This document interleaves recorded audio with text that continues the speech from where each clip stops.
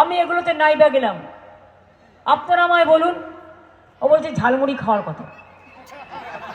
ঝালমুড়িটা বানিয়েছিল কে? বাড়ি থেকে বানিয়ে নিয়ে এসছিল।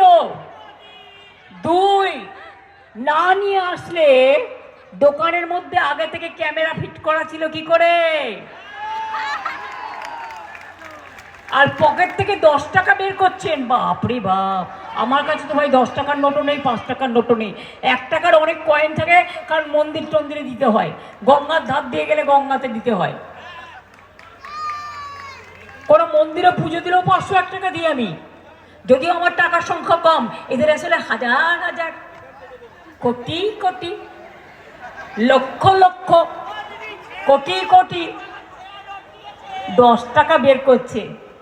বলছি না ভদ্রতার খাতিরে, একটা জিনিস যেটা খান সেটার দাম কত?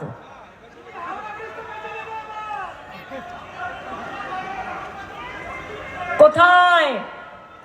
এবার বলছে ঝাল লেগেছে। উনি ঝালমুড়ি খেয়েছেন, আমাদের ঝাল লেগেছে। আমি বলি ঝাল আমাদের লাগেনি, তুমি জেনে রেখো।